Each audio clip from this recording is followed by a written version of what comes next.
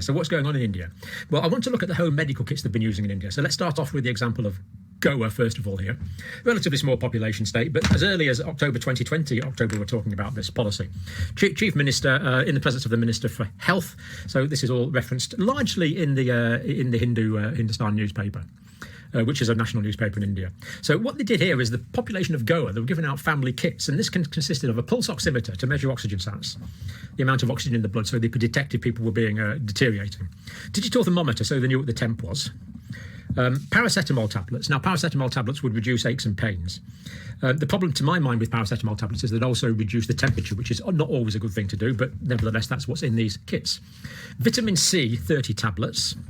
Multivitamins with zinc, which we know is an important immunological required molecule, 30 of those. Vitamin D, which we've looked at again, 2 packs of vitamin D. Ivermectin, 12 milligram tablets, 10 of those.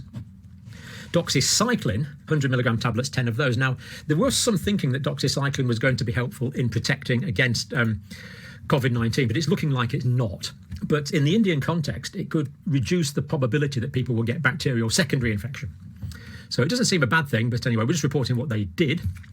3 packs of face masks, 295 masks, hand sanitizer, 100 mils, and alcohol-based wipes.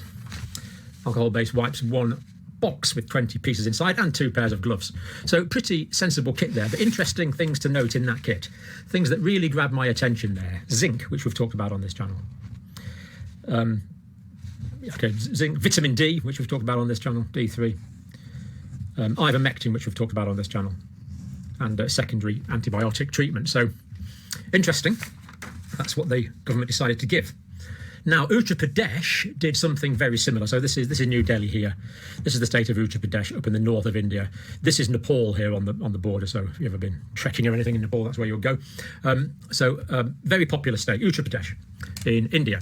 Population 204 million. So this is a very, very, I mean, this is just like a country in its own right, isn't it? I mean, these are absolutely huge populations in India.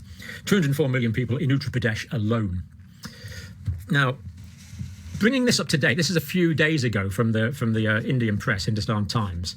No fresh cases of COVID in one day in 59 districts of Uttar Pradesh, in the 59 districts that make up Uttar Pradesh. The last 24 hours, they've done 191,000 samples. 33 of those came back positive. This is quite staggering. That gives a test positivity rate of 0.01%. Now, when things were bad in India, we were pessimistic. We thought it might go on for some time, but the numbers seem to have come down really quite dramatically. So interesting home medical kits in Goa, and as we'll see in Uttar Pradesh as well. So active caseload, 187 people. This was actually over a few days ago, about 3 days ago. Current people in Uttar Pradesh out of 204 million people, 187 actually had COVID at the time, as opposed to the peak in April, which was 310,000. So massive success. So why is this? And this is what the world really needs to learn from. Targeted testing of specific groups. So the testing they had was limited. They didn't have as much testing as the UK or America, but they targeted it well. There was good early detection with good public health campaigns. There was good contact tracing. And actually, there was quite a high skill level of contact tracing in Uttar Pradesh from the HIV pandemic, for example. Isolation was well practiced, supported and enforced. And free and timely provision of medical kits and the treatment of the rural populace. So people were given free and timely provision of medical kits. So if they tested positive, someone will come along, hopefully the same day, with a medical kit. And we believe, I can't guarantee this, I've only got this from one source, but they were cheap, $2.65 per person. So remarkably inexpensive intervention. So this is from the Hindustan Times. This is a national newspaper in India. Hindustan, of course, is just a Hindi for Indian. State government gave out 50 lakh medical kits through village surveillance committees. Now, a lakh in Indian is 100,000. It's the way they say 100,000. They call it a lakh. So, in other words, 500,000. In the initial wave, as I understand this. So, state government's giving out these medical kits to people that were testing positive. Direct quotes from the paper. A team of doctors will supervise the admission of doses as well as distribution of the medical kits among the children in all 75 districts of the state. And these were also given out to families, as I understand it, as well. So, again, going right back to August 2020, the government ordered ivermectin-based treatment kits. This is how it's reported in the Hindustan Times, ivermectin-based treatment kits.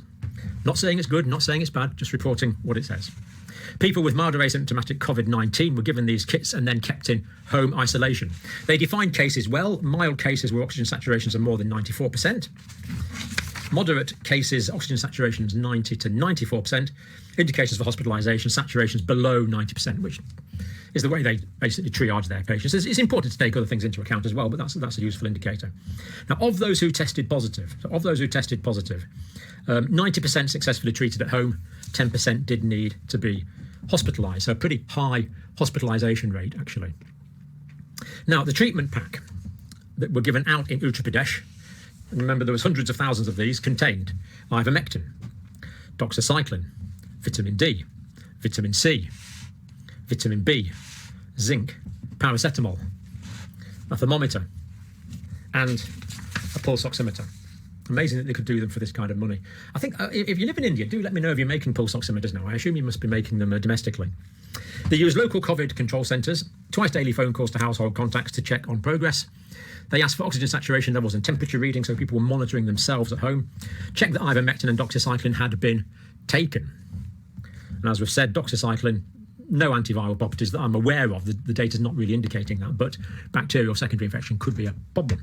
But they checked that they were taking ivermectin. So this doctor, head of the Department of Respiratory Medicine, King George Medical University, Lucknow, which of course is the capital of Uttar Pradesh. Overall mortality in 2020 in India was 2.4%. Uttar Pradesh, it was only 2%. So that is down quite a bit, really. When you think of all the millions of people, that is a very significantly lower numbers of mortalities, of deaths in Uttar Pradesh.